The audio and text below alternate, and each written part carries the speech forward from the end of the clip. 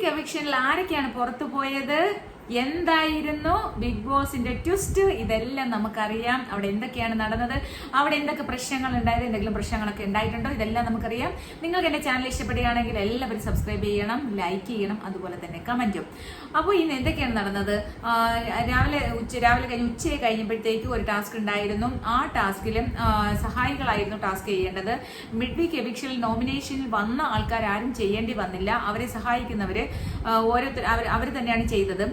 പാട്ട് വെച്ചിട്ട് ഡാൻസോ പിന്നെ എന്താ സ്കിറ്റോ എന്ത് വേണമെങ്കിലും അവർക്ക് ഇഷ്ടമുള്ള ചെയ്യാം. കുറച്ച് പാട്ടുകൾ കൊടുത്തിട്ടുണ്ടായിരുന്നു, ആ പാട്ടുകൾ തന്നെ ചെയ്യണമായിരുന്നു. എന്തായാലും ഒരു ടീം ഒരു പാട്ട് വ്യത്യാസം വന്നു. അത് ആരുടെ ടീമാണെന്ന് ചോദിച്ചാൽ നമ്മുടെ ഷാരികയുടെ ടീമായിരുന്നു. അവര് ഡിസ്ക്വാളിഫൈ കഴിഞ്ഞതിന് ശേഷമാണ് ഡിസ്ക്വാളിഫൈ ആയത്. ബാക്കിയുള്ളവരെല്ലാം വളരെ ഭയങ്കരമായിട്ട് പൊളിറ്റിക്സ് ആയിരുന്നു.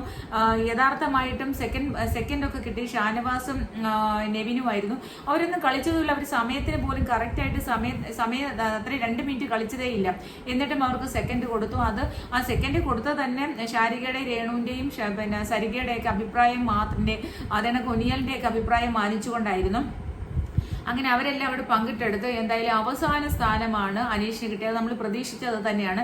അവർക്ക് അതിനകത്ത് കുറെ വിഷമം ഉണ്ടായിരുന്നു. അപ്പൊ അത് പറയുകയും ചെയ്തു, നിങ്ങളുടെ നല്ലതായിരുന്നു.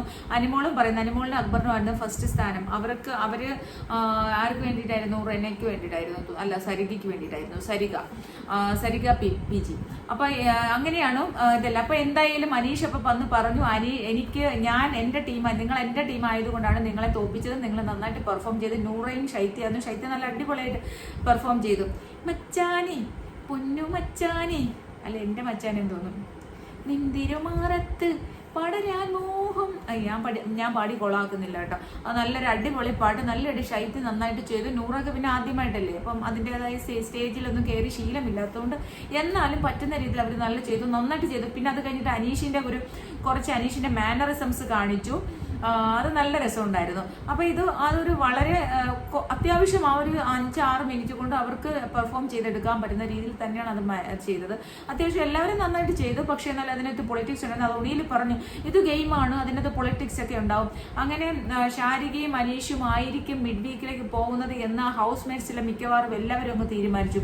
അപ്പൊ അനീഷിനെ പുറത്താക്കുക എന്നുള്ള ഒറ്റ വേദവും മോദിക്കൊണ്ടാണ് നടക്കുന്നത് തന്നെ. എന്തായാലും ബിഗ് ബോസ് ഒരു പണി അങ്ങ് കൊടുത്ത് ഗൈസ് എന്ന് പറഞ്ഞു കഴിഞ്ഞാൽ ഉറപ്പായിരുന്നു എന്തെങ്കിലും ഇതിനകത്ത് ട്വിസ്റ്റ് ഉണ്ടാവും എന്ന് ഉറപ്പായിരുന്നു. കാരണം എന്ന് പറഞ്ഞാൽ ഇത് ടാസ്ക് അവനവൻ തന്നെ ചെയ്യണം. അവനവൻ തന്നെ ചെയ്തെങ്കിലല്ലേ അവരവർക്ക് ജയിക്കാൻ, അല്ലെ അവരവരുടെ കഴിവോടെ തെളിയിക്കാൻ പറ്റും. അല്ലാതെ ഈ അനീഷിനെ സംബന്ധിച്ച് അനീഷിന്റെ ബാക്കി 18 പേരും അനീഷിനെതിരാണ്. അപ്പൊ അങ്ങനെയുള്ള ഒരു ഹൗസിൽ അനീഷ് എങ്ങനെയാണ് അവിടെ പിന്നെ സഹായം